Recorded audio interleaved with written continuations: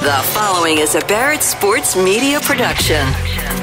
There are two sides to the broadcast industry: content creators and moneymakers. This podcast is for that second group: sellers, buyers, managers, anyone with an interest in business. You're all welcome here. This is Seller to Seller. Now, here's your host, Jeff Cabes. Well, change, quiet quitters, people changing careers, those that did not make it back from the pandemic. These are all issues we deal with, whether it's people we call on or ourselves. I had a long career as a guy that was on the air and decided to make some changes. Well, my next guest has made some changes as well, and he comes through the media and radio industry. Let's talk to Terry Volbert, who spent 26 years with the Katz Radio Group and national radio sales. He wound up or concluded that portion of his life just about 2 years ago. It's about pretty much when I met Terry. He is the former senior VP director of sales at Katz. He started BHB Strategies 6 years ago, and he's now doing it full-time, helping executives with excelling at change, getting some life balance. He's helping individuals and executive teams navigate their way through change with clarity and confidence, as Terry puts it. He clarifies all these pressing questions, your core values, and advocates for the realistic tools and opportunities. These are all great words. I can tell you the actions can be a little more difficult, just trying to help you navigate through current change. That's exactly what Terry Volbert wants to do and is doing. Terry, a lot of people work their whole career to get as far as you did up the food chain with a national radio rep firm in a major market handling big deals. What made you say, hey, I'd like to do something else and go out and help people with change themselves? You know, it started back in 2007, 2008, when we had that pretty deep recession. People were cutting. There was a lot of changes, most of them not for the better, because prior to that, I can't think of many businesses and careers that were more fun, rewarding, both financially and intellectually than being around the media industry. That took a big change in 2008, and I had difficulty dealing with it. And what I ended up doing was going out and finding a coach for myself. And she helped me sort through what really mattered to me at that time. I was at a stage where I still had a couple of kids at home. I had to get them through school. I was, making good money and working for a company that was phenomenal. The people there were I feel so blessed to have been a part of that. So what she helped me understand was, without really using these phrases, she would say something like, what's important to you right now? What are you looking for? What do you feel you're missing? And what she was really describing was, share with me your core values. I just wanted to feel that I was making more of an impact. And for me, that meant I'm going to take on much more of a mentor role, a teacher role, be more curious. One of my core values is curiosity and adventure, and kind of go at it from that perspective. I found new energy. And actually, that rolled over into my personal life as well, and that lasted for quite a while. But the one thing about the world, nothing ever stays static, and the industry continued to have layoffs, and an office that once had 14 people and a couple of managers was now down to 3 people and 1 manager, and doing twice the volume kind of thing. And then on the agency side, the same thing was going on, maybe even worse. So you had, 4 or 5 people doing the work of 15 people. And, I give you that background because that's what started to get me to say, okay, there's got to be more here for me.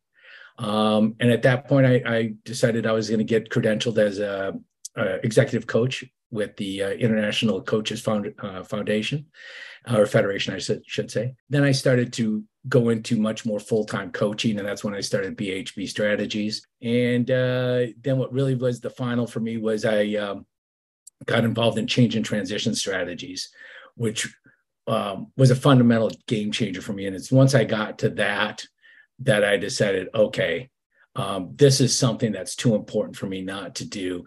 But obviously, all of a sudden, COVID hits, and the whole world gets turned upside down, and especially businesses. And you couldn't think of anything in our lifetime that was a bigger change and transition than that pandemic hitting our country and the world. And there was a real calling for it at that time, and it made it pretty easy for me to talk to my CEO and say, look, it's time for me to move on. It sounds like things changed from the outside and you were changing on the inside.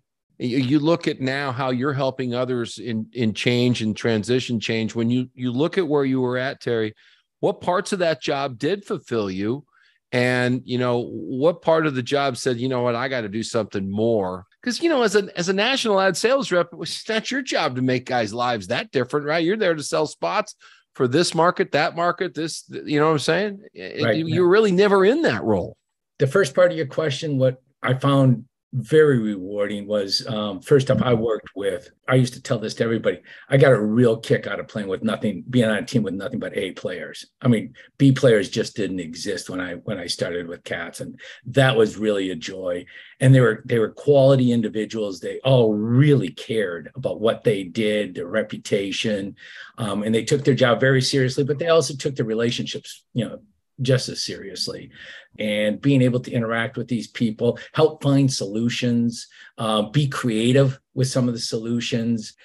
The parts that made it less attractive to me, all the layoffs, it just created a situation where it was very difficult to establish friendships when there was no personal interaction. Right. You would transactional. Yeah. At best. At best. And God bless the people on the buying side, because they were under enormous pressures. They had watched a lot of their friends get laid off, and there was nothing they could do other than just, strap on their hat. And I know that they were working, from 8 in the morning until 7 or 8 o'clock at night on a lot of nights. I had no control. The only control I ever had was the ability that all of us have, which is you always have choice at your disposal. And, as I told somebody one day, well, you got a choice. Every morning you get up, you either go to work or you don't. So take a look at now, what you do now, but you got somebody that you're working with that knows they want to change jobs. They really want to do something different with their life, and they don't know how to do it. So what's that typical plan look like when you swoop in? So somebody hearing this is be like, well, what would this look like if I wanted to change careers? What would I have to do? I want to get under the hood with that individual. What's motivating you right now? Let's talk about your core values. We all have them. We all have this thing inside of us where many times when we evaluate something like that, we recognize certain values out there that we'd like to emulate, but we really don't.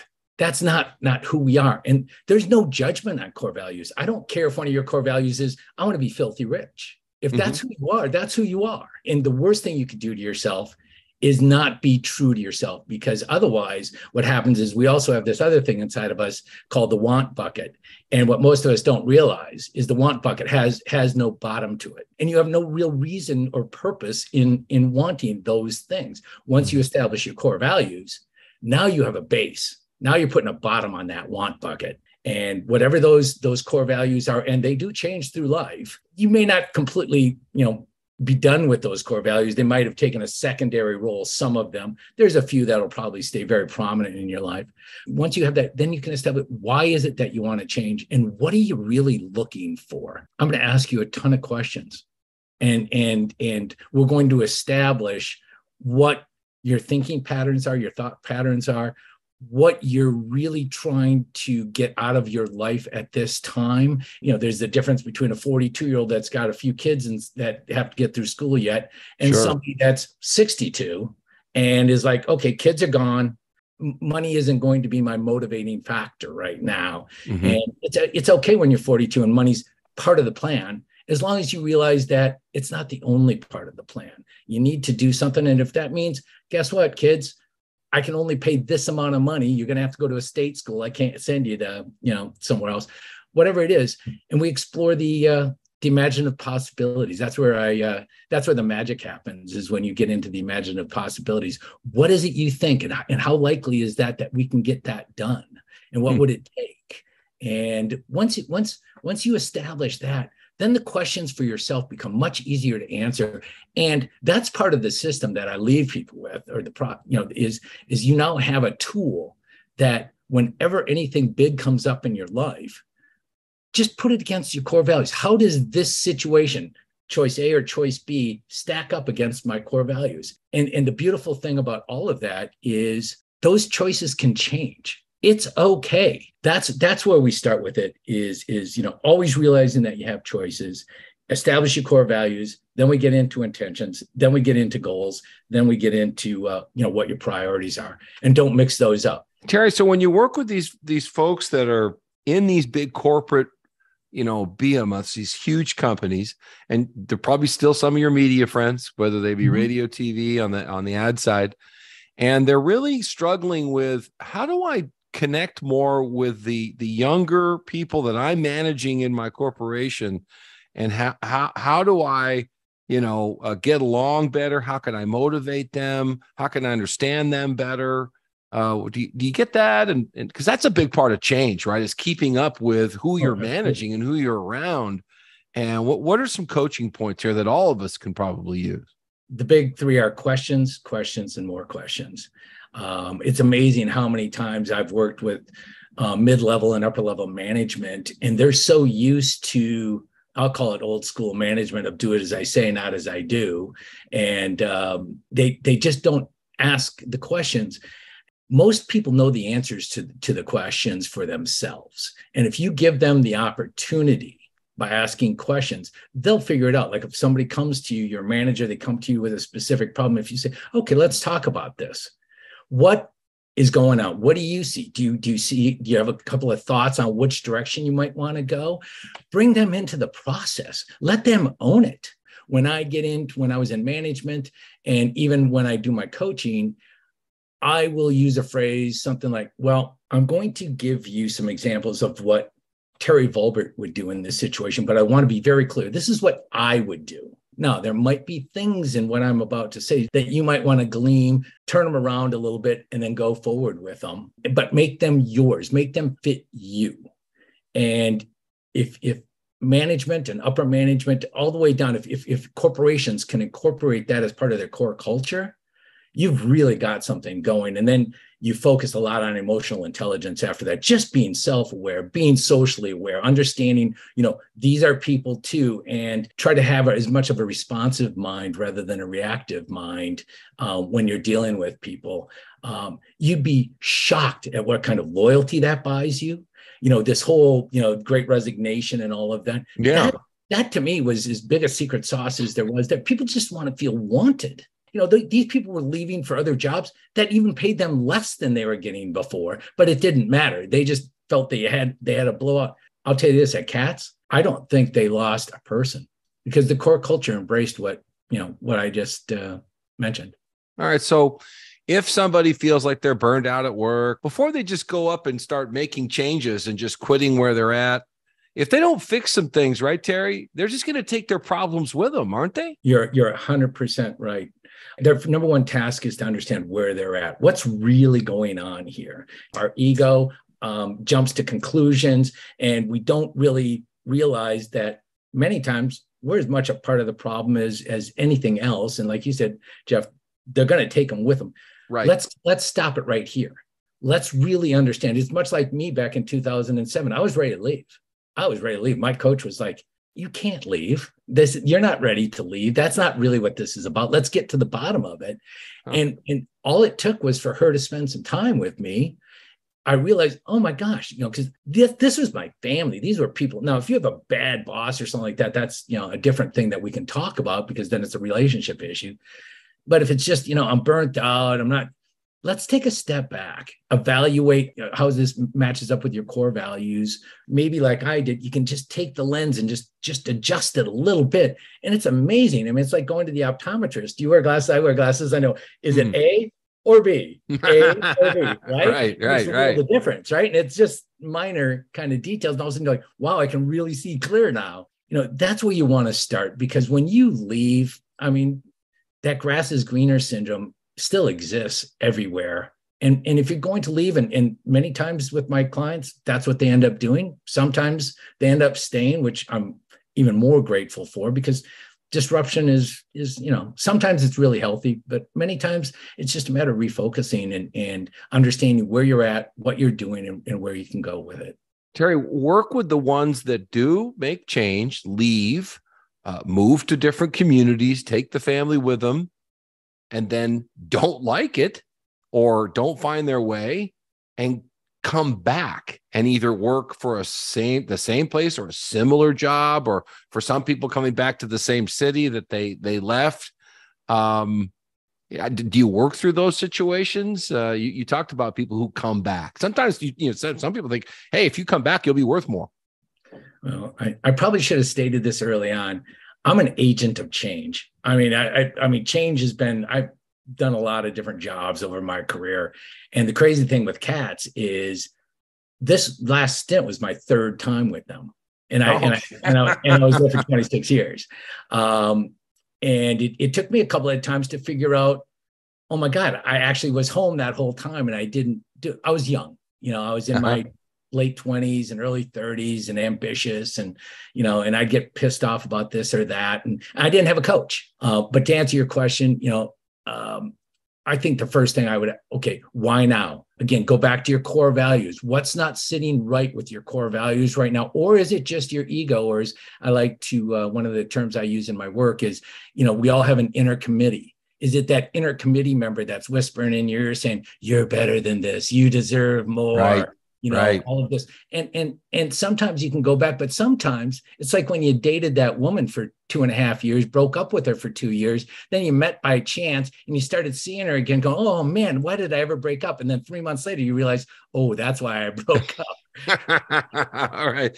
Tremendous conversation. You can help so many people. Tell them how to get a hold of you. I'm sure some of the guys listening to this are like, you know what? I may not be ready today, but I'm getting ready, and they want to help be coached to get to the point where they can, actually do it. How do they get a hold of you?